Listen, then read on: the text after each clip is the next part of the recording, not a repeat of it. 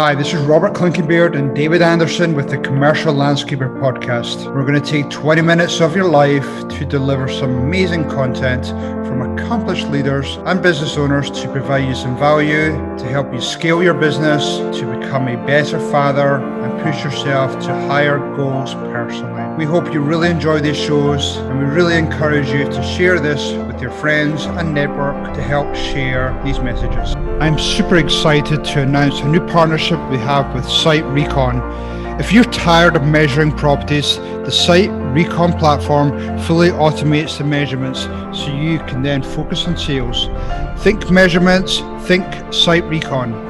This is Robert Clinkenbeard and David Anderson with the Commercial Landscapers Podcast. I'm super excited to be joined today by James Higgins. He's a partner with Chenmark Capital Management, who are based out of Portland, Maine. A fund he founded with his wife Trish. They both met at Yale, and his brother Palmer is now involved in the business. And this is dealing with small to mid-sized businesses. So James, welcome to the show. Hey Robert, thanks a bunch. Thanks for having me. So James, I'm going to kick off first of all with, you were obviously involved in Wall Street for a while.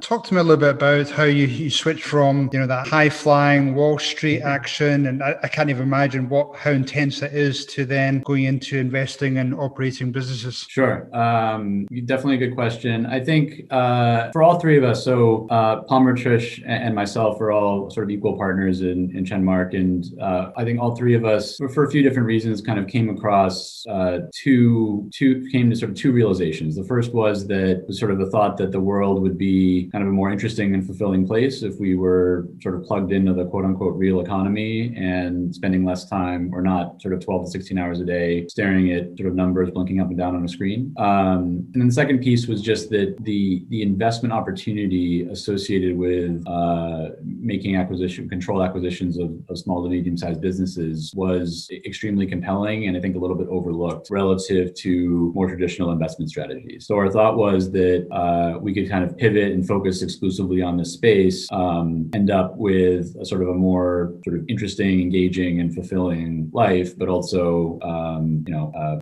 generate pretty interesting investment performance. That's cool. And you've got a portfolio of different types of business. Do you want to maybe talk through what that portfolio looks like? Sure. So at the moment, we own 7 different companies that sit as distinct operating subsidiaries under the sort of broad Chenmark umbrella.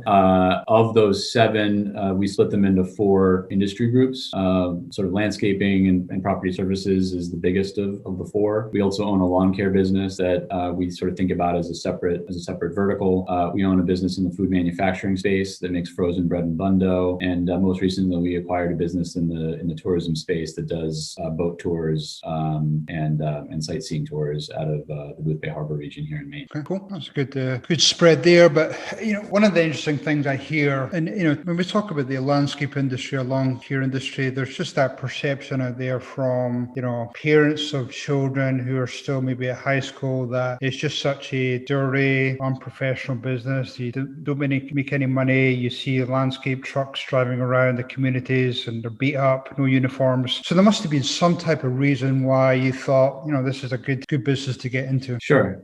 So I think what you're referring to is kind of a fairly high degree of availability bias on the part of your average kind of observer of the world. So the reality is the landscaping industry is extremely big and also very fragmented. So the chances that you're going to see, maybe a small player who hasn't invested a bunch in his or her physical assets, is probably quite high. And that obscures what is actually like a pretty professionalized industry as you move sort of upstream to sort of bigger players who are dealing with more sophisticated clients. So I think that would be point one. For us, and we can get into this in a little bit more depth if you'd like, but sure. You sort of mentioned up front that we were a fund, and certainly we have our roots in finance, but we're actually not structured that way. We're structured as a C Corp sort of by design. And one of the key reasons for that is we're looking to have an indefinite holding period for the companies that we acquire. So when we look to buy a business, we're focused much more on the durability of the revenue stream and trying to at least determine qualitatively whether that business is still going to be relevant in a decade or two from now. And to us, the landscaping industry checked a lot of those boxes and was very attractive because of the sort of depth of integration a lot of these companies have with their local communities. And I think the work is highly recurring and likely to be in demand sort of indefinitely into the future. And so those aspects in particular were very appealing. Okay, no, that's very true. And when you got into the business, I mean, was there anything that stuck out that you weren't really expecting as you started to, acquire those first few companies? Or anything that sort of was a surprise to you as you dug deeper and deeper into the industry? So I would say, and I think this is a comment that I think applies to lots of businesses, not just landscaping. So I think that's an important thing to note up front. But I would say that a lot of what's required to take a company from, say, 0 to sort of 5 million of revenue or 10 million of revenue, that sort of entrepreneurial zeal and the willingness to sort of do whatever it takes to get something done is incredibly important and frankly sort of fundamentally necessary at that stage of a company's development. To achieve a level of growth and scalability beyond that requires some infrastructure building and some sort of investment in I would say sort of data and sort of business intelligence tools. So I would say generally speaking, when we acquire a business, those are areas that we tend to need to focus on pretty directly to ensure that we are getting consistent feedback on what our performance is in a manner that allows us to dig into sort of why the performance is a certain way, and in turn those insights, those observations allow us to either course correct or reinforce happening and can create a more scalable platform moving forward. Okay, that's cool. When I come across some companies and maybe some owners, we've obviously had a really challenging last 12 months between the pandemic, between elections, between protests, and it's been an unbelievable year. So, I come across more and more owners, not necessarily in the landscape industry, but just, most industries that are they've gone through different cycles in their life, and they're maybe late 50s into their 60s, and they're fed up, they're done. And they suddenly decide, I'm going to sell my business. And it's not quite as easy as just throwing it onto the market. I mean, what type of things, I suppose, do you look at when you start evaluating a business that becomes available? Sure. So I think there's a few different elements. For us, I think it starts with conversation. So we want to understand sort of the narrative of the business and the story of the owner, the founder, and sort of what the story of the development of the business has been over time. And importantly, there we're trying to understand how the owner or founder thinks about the business. What are they looking at to determine sort of whether they're being successful? What are the key kind of risk factors that they're focused on correcting? All those sorts of things. From there, we of course, for any business deal, sort of financial performance is important to evaluate. So we want to do a pretty deep dive into kind of what into that aspect, and then I think we're trying to understand to what extent there is sort of pre-existing process in place that extends beyond a single individual who may or may not be remaining with the company sort of post-closing. So I don't think there's necessarily any sort of situation that would make a business unsellable, but the degree of work required post-closing to set a business up to operate without sort of a key individual can impact sort of our sense of valuation. Right. One of the biggest challenges I have seen or experienced is just that merging of cultures. So you've got all these people that are, you've tried to, merge into your existing culture, and what type of, how challenging is that, trying to make that assessment as you go into a company and evaluate them? Just looking at the culture, is it just a feel as you walk through the door? Do you start talking to, middle, lower management, employees? How do you do that evaluation? Sure. So it's definitely a very tough thing. I think it's one thing to talk about culture, and another thing to sort sort of observe it. I think culture is more about sort of action than word. So it's difficult to evaluate sort of going into a transaction. We try to do the best we can, but I think ultimately that's where sort of the art of the whole process is, and it ultimately comes down to a judgment thing. For us, what we're trying to identify are situations where we perceive a fairly high degree of overlap between sort of a potential acquisitions culture and our own.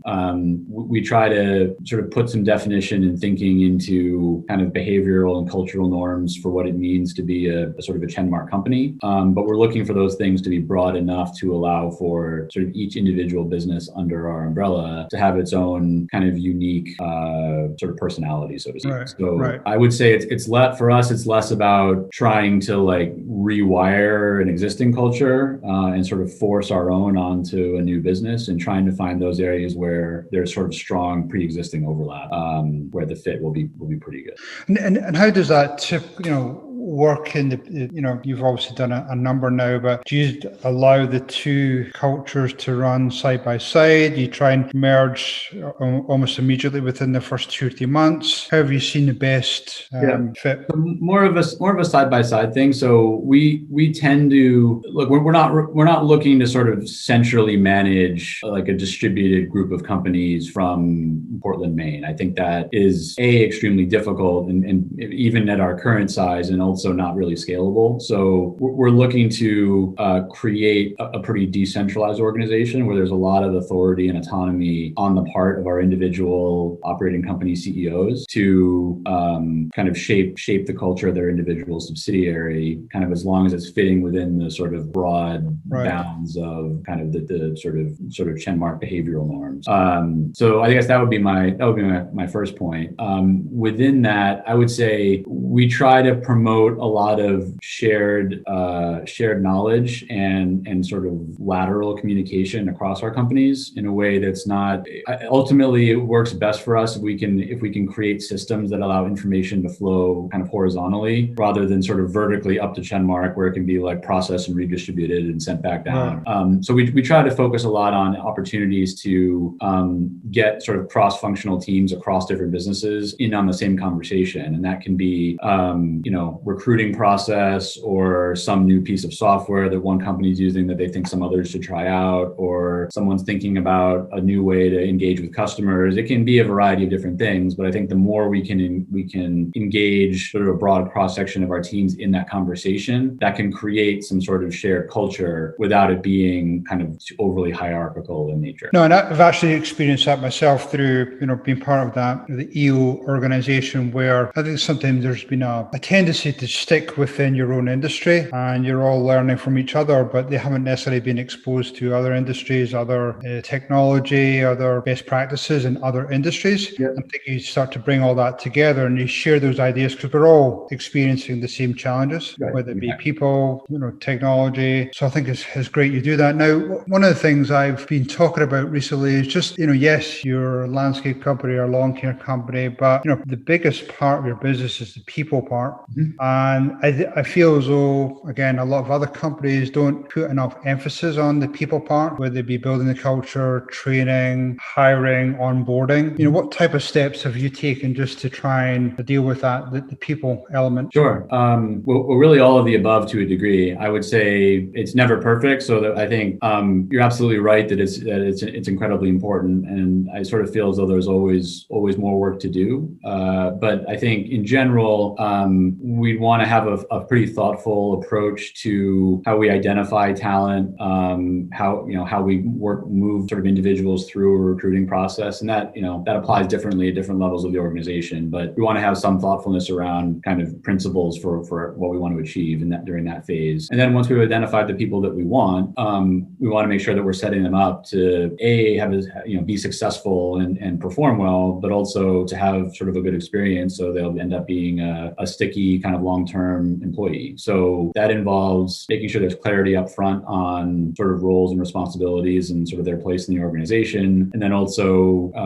making sure that there are opportunities for development, both in terms of skill set and in terms of career mobility for folks who come in and do a good job. And then I would say finally on the back end, we also want to make sure we put some thought into sort of mechanisms for evaluation and sort of how that ties into incentives and ultimately compensation. Okay, cool. I like that. So two final questions for you. So we have the budding entrepreneurs who are thinking about entering into the market, starting up their own business. What would be your best advice for those people that are thinking about, I'm going to take advantage of all this uncertainty and take advantage of opportunities, maybe some SBA funding or other funding that are out there? What would be your best advice to them? And is this someone just starting a business from scratch or acquiring from scratch? Yeah, maybe finished college and So I think especially if it's starting from scratch, I think at that stage it's all about sort of customers. So the better job you can do for that initial cohort, even if it's not necessarily particularly scalable, is sort of going to define your trajectory moving forward. So figure out who those first couple of customers are going to be. Make sure that their experience with your company is the best it could possibly be, and go from there. Okay. And then my final question: got somebody who's maybe late 50s, early 60s, tired, beat up, just dealing with those labor challenges and everything else, all the funding going on.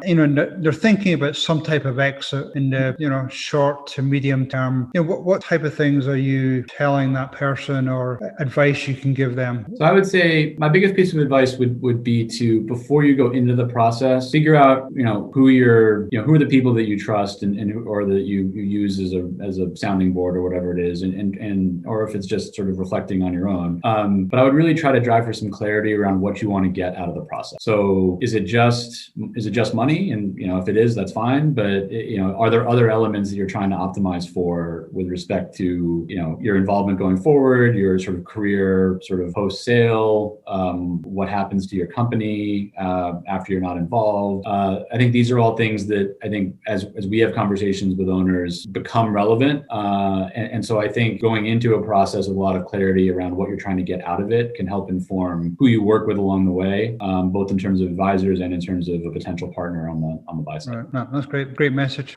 Cool. Well, thank you, James, for your time today. If somebody wanted to find out more about you, your company, what's the best way for them to contact you? So you can go to our website, Chenmark.com. We've got a bunch of content on there. We produce a weekly, I guess, blog post called Weekly Thoughts. You can sign up for on the website.